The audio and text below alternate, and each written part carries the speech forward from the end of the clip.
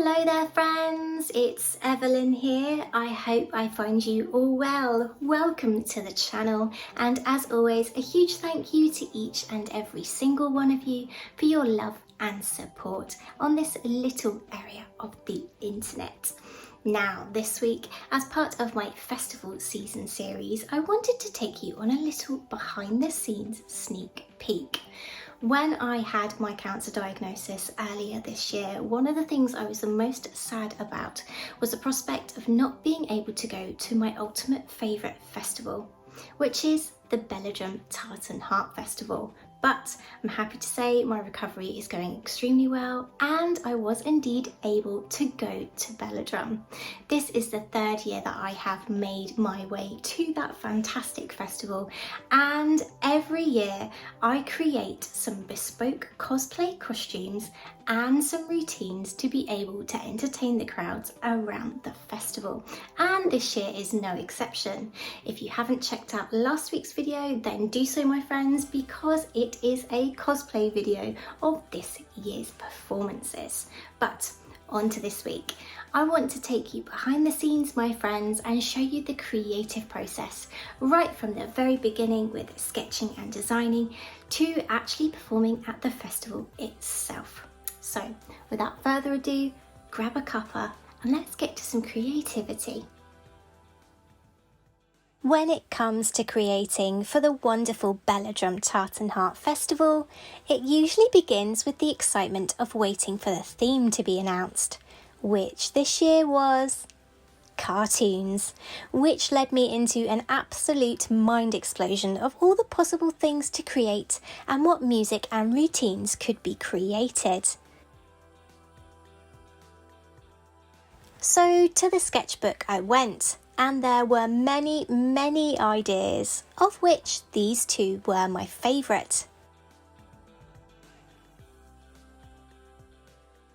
Unfortunately, life then happened and my cancer diagnosis threw me for six. So I had to pour all of my energy and my mind focus into beating it. And here is another perfect example of my good, better, best method. It also fits into life too, not just sewing. I still wanted to go to Bella if at all possible, but there was no practical way I could create two new routines and two sets of costumes with surgery and recovery to think about. So, what's my good option here?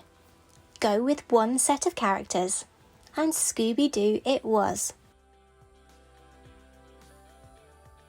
Recovery was a great time to source fabrics and to think about ideas for patterns to use. The easier and more manageable, the better. So to the pattern stash it was. The worst case scenario here would have been to purchase ready-made costumes. Shock horror. But I'm ecstatic to say that did not happen. Phew. Recovery was also a great time to sit with the laptop and the music library and compose some soundtracks to fit the chosen characters. To do this, I use Audacity, a free-to-download music editing software program that is so easy to use and is user-friendly enough that even technologically incompetent me can use it, and with awesome results. I usually begin by brainstorming about the characters, their traits, costumes, storylines, and what music might fit them.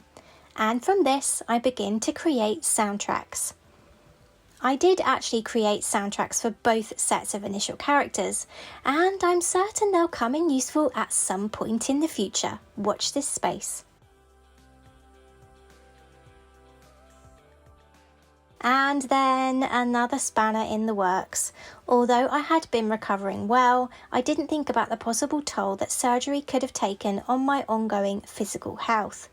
As a disabled person already, I already struggled daily with pain and mobility, and this was even before my cancer diagnosis and surgery. But now, well, it was just a different animal, and I soon found out it just wasn't feasible for me to create full new routines or to do them, even on my best days. Enter one of my favourite ever routines. I choreographed it way back in 2018, and I choreographed different versions for differing mobility needs to make it as accessible as possible. Which means, my friends, that not only was it finished and learnt, but it also allowed me to work around how I felt on any given day. See, good, better and best work in so many areas of life.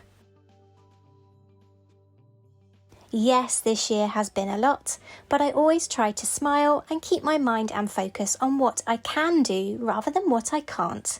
And with that survival mantra in mind, here are my top 5 festival must-have, my friends.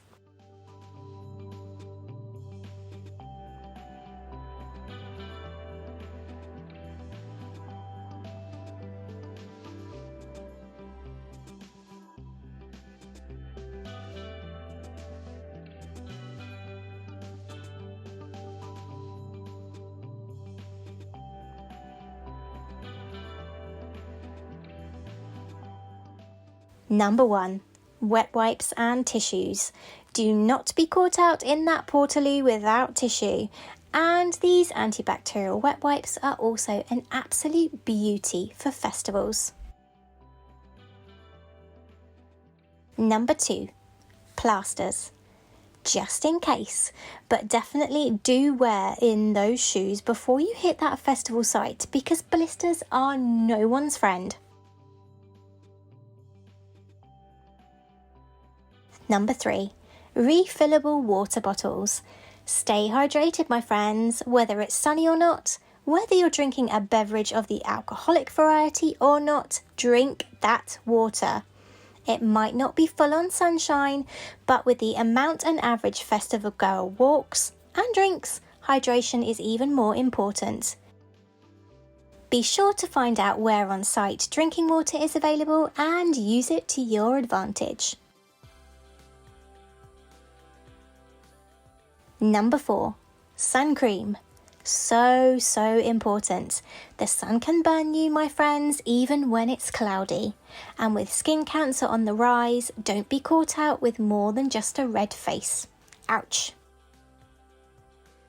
Number 5, and last but definitely not least, most importantly, a smile. Enjoy yourself, my friends. Have a great festival season.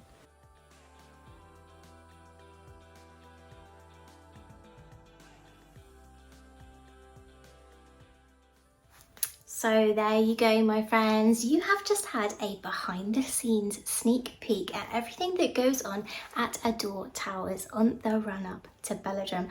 And as always, a top tip in the video too. And this is actually my mantra, not just for sewing, but for life. Be kind to yourself, my friends. Know your limits. And just be nice to yourself. If you need to take a rest or a breather in whatever area of your life, then just do it. Make sure you're looking after yourselves. And yes, until next week, you take care, my friends, and stay safe. See you later. Bye.